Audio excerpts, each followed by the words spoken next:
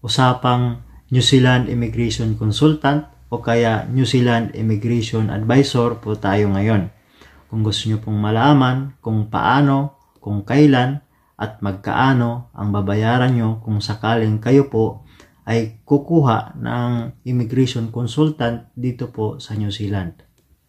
Karamihan po sa atin hindi pa masyadong pamilyar kung ang ibig sabihin ng immigration advisor o kaya immigration consultant dito sa New Zealand. Kaya bigyan ko lang kayo ng konting kaalaman tungkol sa bagay na yan. Ang immigration consultant po, sila po yung mga accredited immigration consultant dito sa New Zealand.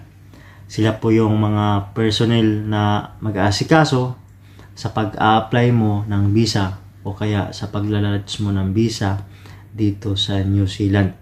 Accredited sila dito sa immigration na mag-aasikaso lahat ng documents mo para sa paglalodge ng visa mo. Kung ikaw ay mag-apply ng visa katulad ng tourist visa, student visa, o kaya working visa, o kaya residency visa. Lahat po yon alam po nila at paano po ang tamang proseso sa pag-apply ng visa mo. Kaya yun po ang ibig sabihin na immigration advisor at immigration consultant. Pangalawa po, paano mo malaman na legit ang isang immigration consultant o kaya immigration advisor?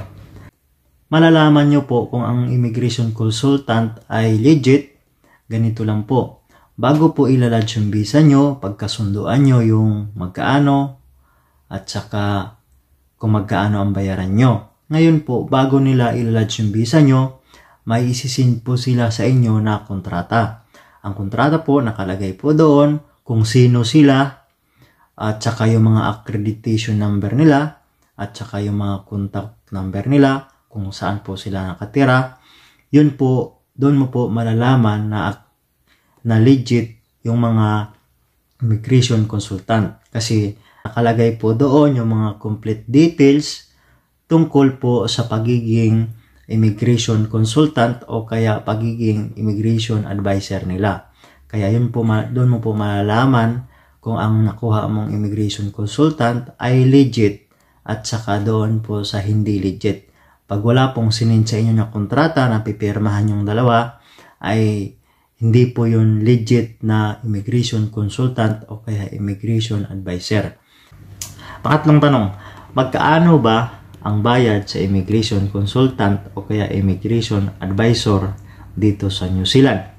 Yan, magandang tanong. Magkaano ba? Ang service pay po ng immigration consultant o kaya immigration advisor po dito sa New Zealand ay hindi po magkakatulad. Depende po sa kukunin yung tao o kaya kukunin yung immigration consultant.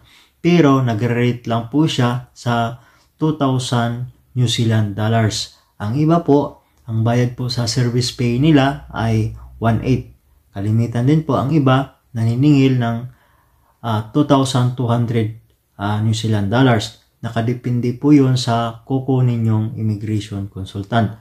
Pero bukod pa po doon, iba pa po yung bayad sa immigration dito sa New Zealand. Kasi yung immigration, may bayad po yun kung kayo po ay mag-lodge ng visa.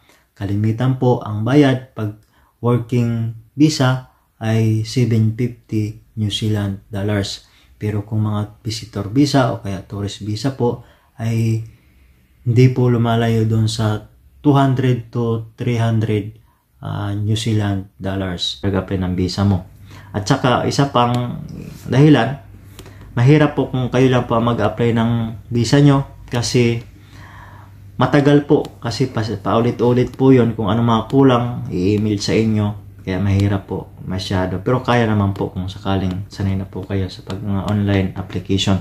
Huwag po kayo mag-alala kasi bago kayo magbayad, dapat kumpletuhin mo na lahat ng documents. Sabihin naman sa inyo ng immigration consultant na ilalodge na natin yung visa mo. Pag ma-ilodge na, umpisa na po yung bayaran nyo. Yun lang pong kagandahan. Hanggat di ma-ilodge yung visa nyo, hindi po kayo magbayad. Yan po. Pang-apat po, kailan ka dapat kukuha ng immigration consultant? Kailan mo kailangan yung immigration consultant? Ganito po yan. Kung kayo po ay mag-apply ng tourist visa, o kaya student visa, o kaya working visa. Halimbawa, ang i-apply mo ay working visa, i-check muna ng advisor yung employer mo kung accredited ba dito sa New Zealand. Kasi bago ka kukuha ng consultant, dapat po may employer ka na.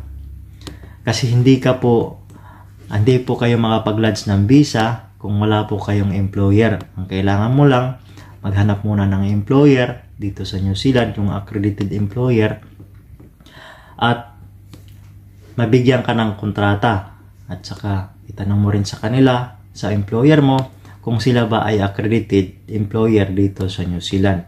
Kasi yun lang po ang may karapatan na kumuha ng mga tao na outside dito sa New Zealand. Kasi yun po yun.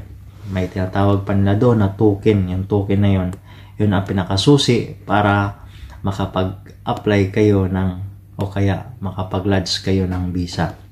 Ang kagandahan lang po kung kukuha kayo ng immigration consultant, kasi bago kayo magbayad, i-check mo na lahat ni consultant o kaya advisor, lahat ng documents mo kung kompleto. Pero pag may kulang po, sabihin sa inyo, hindi pa pwede natin i-lodge to kasi kulang ka ng documents. Bago ma-lodge yung visa mo, complete documents na po yun, at saka sinisigurado ng mga advisor na aprobado yung visang i-apply mo. Yun lang po ang kagandahan, kasi hindi ka po magbabayad hanggat hindi po kompleto at hindi po ilalodge ng basta-basta ng advisor yon, kasi ayaw po nilang ma-decline ang visa mo. Yan lang po ang kagandahan. Sana nabigyan kayo ng kaalaman at sana nakatulong po sa inyo. Kaya marami pong salamat.